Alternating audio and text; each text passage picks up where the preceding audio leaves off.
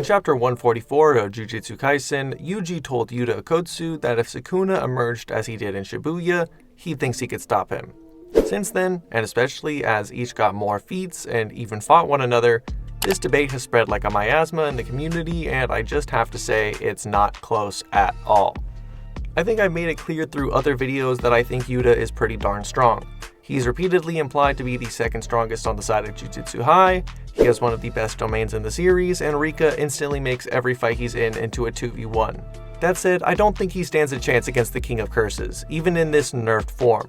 I know this isn't exactly a hot take or anything, but thought this was a fun discussion either way. I make Jujutsu Kaisen power scaling and versus battle videos like this pretty regularly, and I've got a couple more planned along the way, so if you guys enjoy content like this, then a subscribe is always appreciated. First things first, the Yuta we'll be analyzing will be after his training to fight Sukuna in the Shinjuku Showdown. During this time, he got many top-tier curse techniques from his allies, strengthened his durability and power, and refined his barrier techniques with Gojo himself. This is in stark contrast to the Yuta that was compared to Sukuna in the first place, as all this Yuta has that we know about is cursed speech, a bunch of cursed tools, and a worse domain. So whatever I say about this version of Yuta, that version of Yuta will be even worse at. The version of Sukuna we'll be discussing is 15-finger Sukuna during the Shibuya Incident when he was inside Yuji's body, and with that in mind, let's get started. When it comes to pure power, scaling between the two is pretty clear. Sukuna can damage Ryu Ishigori with basic slash attacks, and with cleave can fillet him. Ryu is able to fight Yuta very relatively and even be superior to him in terms of pure power. It's confirmed that his Granite Blast is slightly more powerful than Yuta and Rika's combined blast, and he's stated to be more durable than Yuta during the Sukuna fight. That means Sukuna would be able to one-shot Yuta with a single cleave if he manages to touch him. One may make the point that Sukuna had taken a cursed energy bath shortly before this that may have amped him. My only issue with this is that later, when Sukuna is preparing to fight Gojo, he's short one finger, and claims eating his mummified body will be enough to compensate for the last finger. This, to me at least, means that at 19 fingers plus the bath, Sukuna was not at full power yet, meaning whatever amp he gets from the bath should still be less than even a single finger. That means the bath would be no more than a 5% increase, assuming it amps him at all. So I don't think it's fair to say Sukuna would go from a Yuta victim to one-shotting a Yuta level opponent with a 5% increase. There's still more evidence to support this, such as the fact that a heavily weakened Sukuna with his output drastically lowered could still match the output of an amped Yuta's domain expansion with his own. There's also the fact that a heavily weakened Gojo with no domain, brain damage, and weakened RCT is still stronger than Hakari and Yuta, and Sukuna is relative to Gojo. Obviously 15-finger Sukuna is weaker than full power Sukuna and Gojo, but only by 5 fingers, which would equate to about 25% of his overall power, on top of the fact that he was heavily weakened at the time, making that gap significantly smaller. Another point, Sukuna has at least twice the cursed energy as Yuta, and his skill and output with cursed energy is complemented by the likes of Kashimo in comparison to Gojo. Yuta, on the other hand, kinda gets clowned on by Gojo for his shoddy cursed energy manipulation, and Ryu, who got one-shot by Sukuna, didn't think his output was all that. Sukuna could also match Yuta in Gojo's body when Sukuna himself had been cut down to half his cursed energy, or around Yuta's own level of cursed energy, meaning weakened Sukuna could match the output of an amped Yuta through skill alone.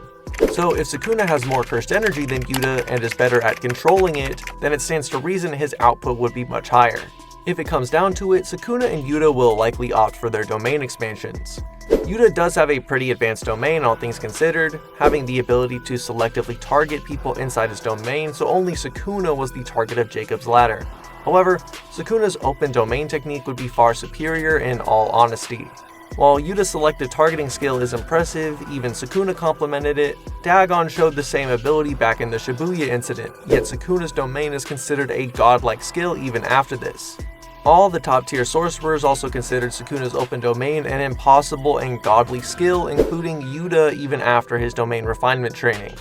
Even if you assumed Yuta could match Sukuna's output inside the domain, Sukuna's open domain would destroy Yuta's barrier from the outside, meaning Sukuna wins the domain clash.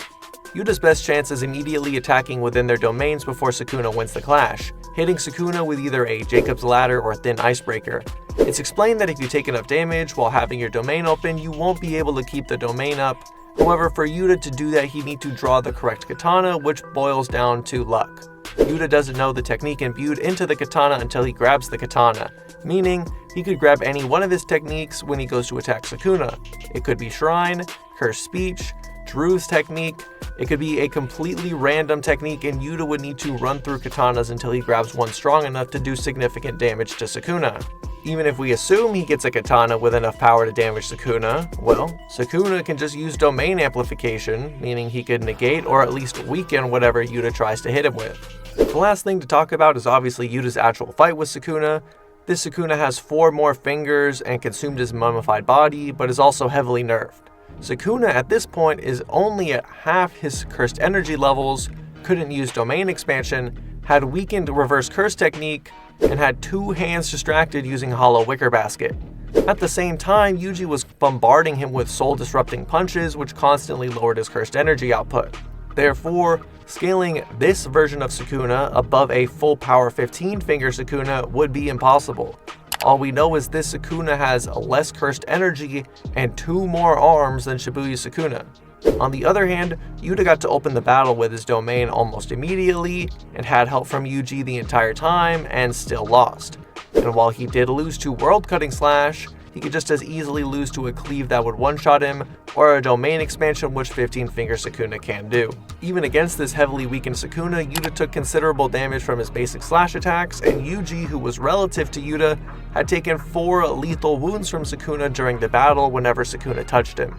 At the end of the fight, Yuta hit Sukuna with a full power domain expansion Jacob's Ladder, and is immediately sneak attacked by Maki, who destroys his heart with Soul Split Katana.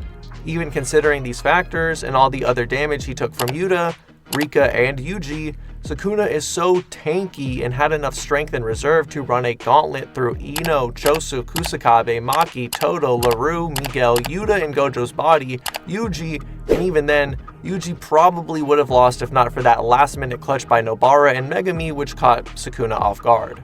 He even gets hit by a second Angel's Ladder and is still strong enough to throw hands with an awakened Yuji at the end. And this is after the endurance match that was Sukuna versus Gojo, showing Yuta couldn't tire out Sukuna even remotely, let alone earnestly defeat him, even in his domain. Yuta's only legitimate win con here would be forcing Sukuna into a domain clash and making Sukuna drop his domain. This assumes Sukuna doesn't just pop another domain, and he either gets bombarded by Yuta's sure hit technique, or he activates Hollow Wicker Basket. From there, Yuta could relentlessly attack Sukuna with a variety of curse techniques until the King of Curses can't maintain Hollow Wicker Basket anymore. For Sukuna, the win conditions are simply open his domain and chop Yuta to pieces, one-shot him with cleave, or whittle him down through the course of the battle with his far superior cursed energy levels and casual slashes that can damage Yuta. I think you can pretty clearly see how Sukuna's win conditions are more easily accomplished, while Yuta's act under the assumption Sukuna would just let Yuta use domain without expanding his own. All in all, I think if Sukuna really came out again in Yuji Itadori's body and Yuta tried to fight him, the King of Curses would embarrass the cursed child horrendously. Not only does he have the power to one-shot Yuta with cleave, but in a battle of domains he would safely outclass Okkotsu outside of the absolute best conditions. Even in Yuta's most well-known area, his cursed energy, Sukuna is far superior, with at least 50% more cursed energy than Yuta has in his weakened form. This was a pretty short video, but I just thought it would be fun to go over this matchup as people were talking about it, especially when the fight first happened, and I just wanted to give my input on it and why I think Sukuna is the winner.